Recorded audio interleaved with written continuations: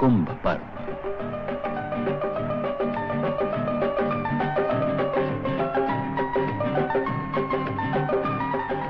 कथा है कि देवों और असुरों ने मिलकर समुद्र मंथन किया। जब अमृत कुंभ प्रकट हुआ तब विवाद हुआ, संग्राम हुआ। इसी संग्राम में कुंभ से 12 स्थानों पर अमृत बिंदु छलके। इनमें 4 स्थान भारत में हैं: प्रयाग, हरिद्वार, नासिक तथा उज्जैन। समुद्र मंथन है रूपक आत्म मंथन का।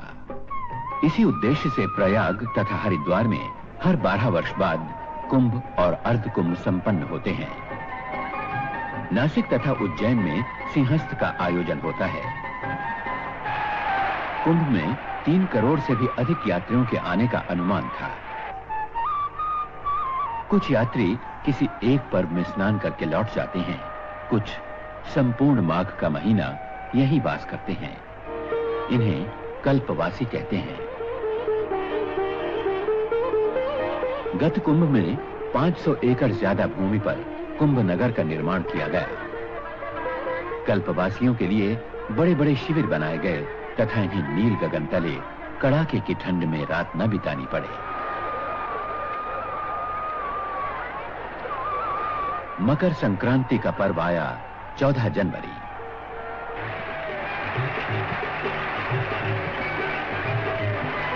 सूर्य चंद्र मकर संक्रांति पर मकर राशि में आते हैं।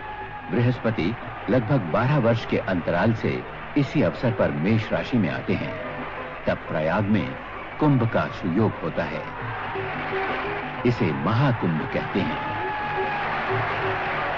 सूर्योदय के पहले से ही अपार जन समुदाय पवित्र संगम स्नान के लिए उमड़ पड़ा। स्नान का शुभारंभ साधु संप्रदायों और अखाड़ों के शाही स्नान का एक सुनिश्चित क्रम निर्धारित है।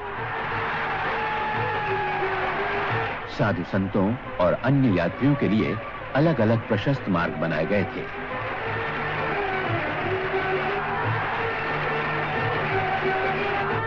सर्वत्र घाट बनाए गए थे।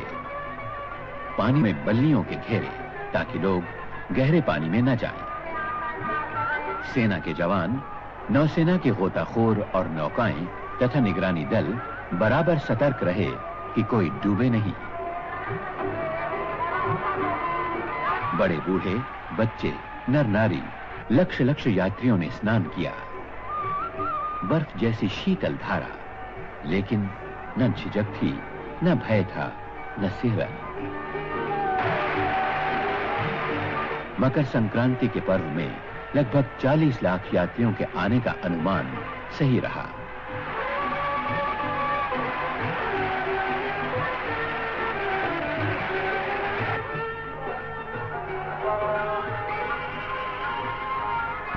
इसी यात्रियों की संख्या अनुमान से भी अधिक रही। इनके लिए इतना बड़ा मेला एक नया ही अनुभव था। भारत की भावनात्मक एकता का प्रतीक, भारतीय जनजीवन, चिंतन, दर्शन और संस्कृति का पुंजीभूत कुंभ।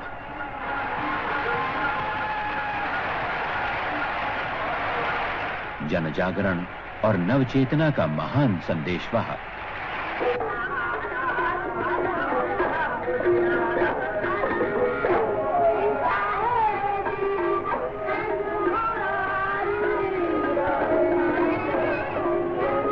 सभी मठों के शंकराचार्य, दशनामी सन्यासी अथवा नागा सन्यासी, वैरागी और उदासीन सभी संप्रदायों के साधु कुंभ में सम्मिलित हुए। शिक्षा दे रहा है कि देव तो हमारी नदी कथा हो जाएगी। भजन करो, मेले की कुछ दिलकश झलकियां। महिलाओं को चूड़ियों का ऐसा रंग भंडार और कहां मिलेगा।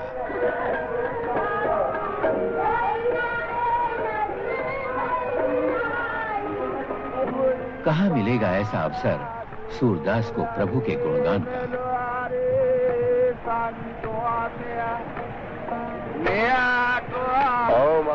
कुंभ नगर नगर में हजारों यज्ञोपवीत धारण संस्कार संपन्न हुए। मन में ये भावना कि संगम जैसा स्नान और कुंभ जैसा पर्व शुभ संस्कार के लिए इससे शुभ योग और कौन सा होगा।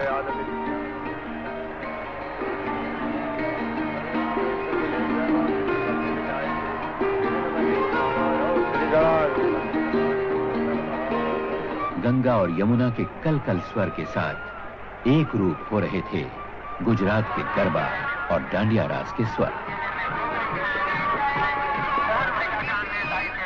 संगम पर सभी प्रदेशों का भक्ति संगम हुआ सा लगता था। भारतवासियों की शताब्दी की कसौटी पर परखी हुई अचल आस्था और अटूट श्रद्धा का साक्षात्कार। दूसरा स्नान, पर्व पौष पूर्णिमा 21 जनवरी।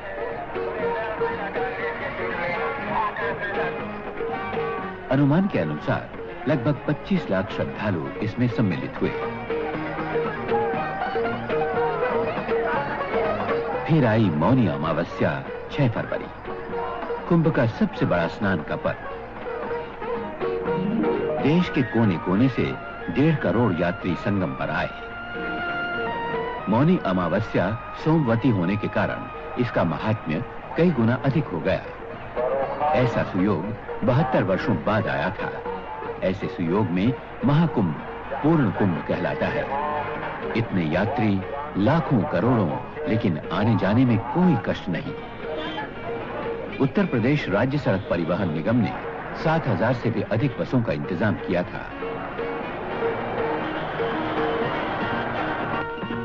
रेलवे स्टेशन से मेला क्षेत्र तक 200 बसें दिन रात चलती रहीं। मेले के लिए 5 अतिरिक्त बस अड्डे बनाए गए। देश के कोने कोने से प्रयाग के लिए 1100 से भी ज्यादा रेलगाड़ियां मेले के लिए चलाई गईं ताकि आने या जाने में किसी को कोई कष्ट ना हो।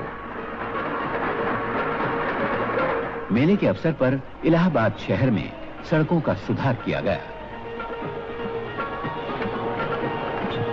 पीने के पानी का सर्वत्र प्रबंध था।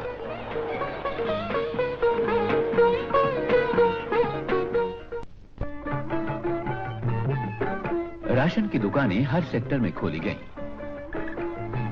तुरंत राशन कार्ड देने का इंतजाम किया गया। कल्पवासियों को कार्ड दिए गए।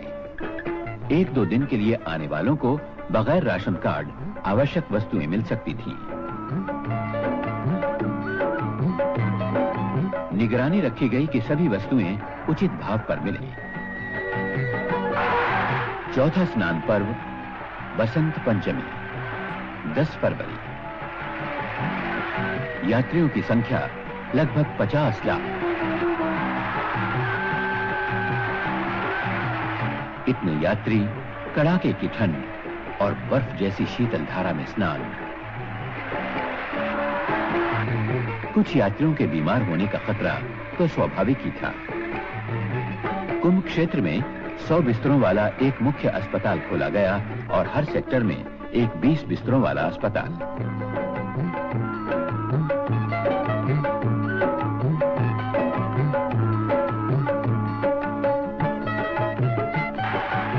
कुंभ नगरी का दृश्य अलौकिक सा लगता था।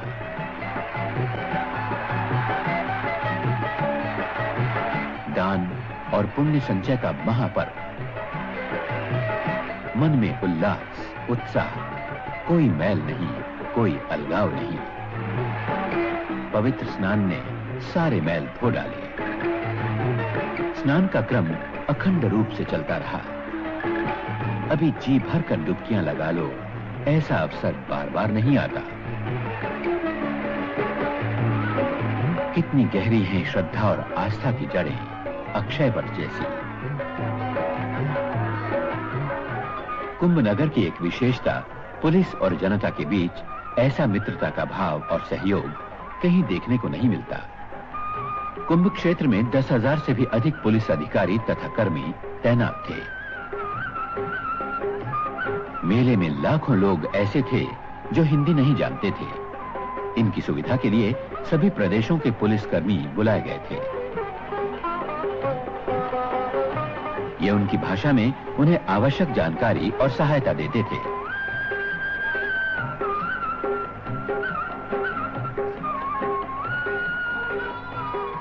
कुंभनगर का एक खास आकर्षण सूचना एवं जनसंपर्क विभाग की प्रदर्शनी।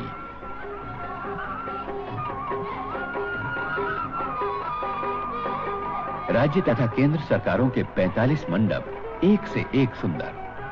यात्रियों ने प्रदर्शनी को बड़े चाव से देखा। देव दर्शन के साथ देश दर्शन।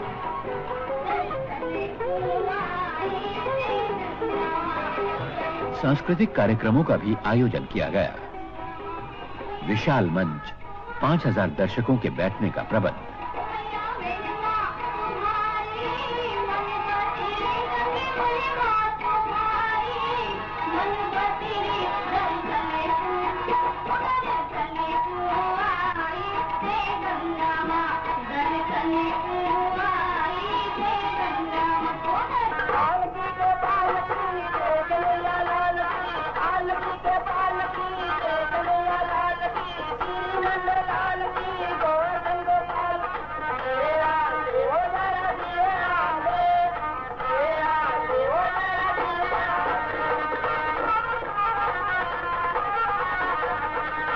दिन कैसे उड़ गए पता ही न चला।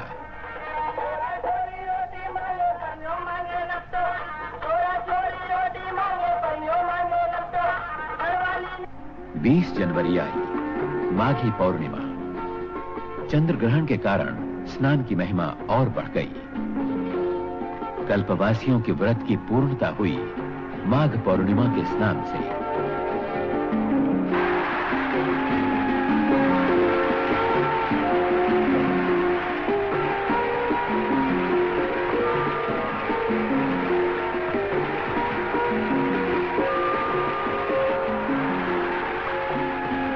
पूजा पाठ, मंत्र जाप आदि में यात्री लीन थे। कोटि कोटि यात्री, उत्तर और दक्षिण के, पूर्व और पश्चिम के। किसने बुलाया इन्हें अपने घरों से इतनी दूर?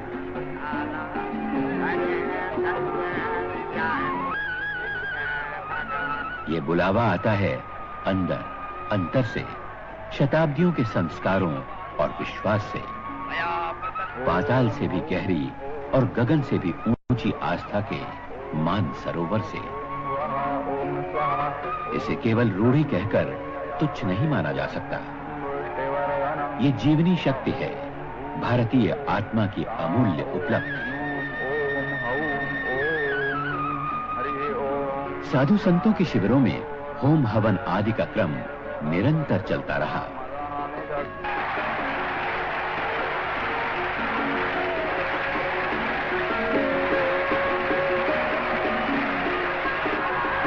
तीर्थराज आकर यहाँ के मंदिरों में दर्शन करने से भला लोग कैसे चूकते?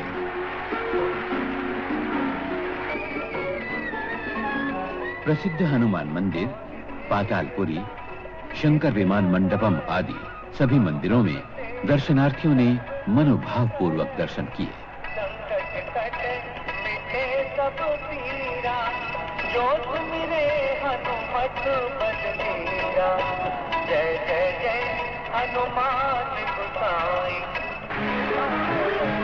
मेला क्षेत्र में संपूर्ण भारत एकात्म रूप में विहार करता सा लगता था।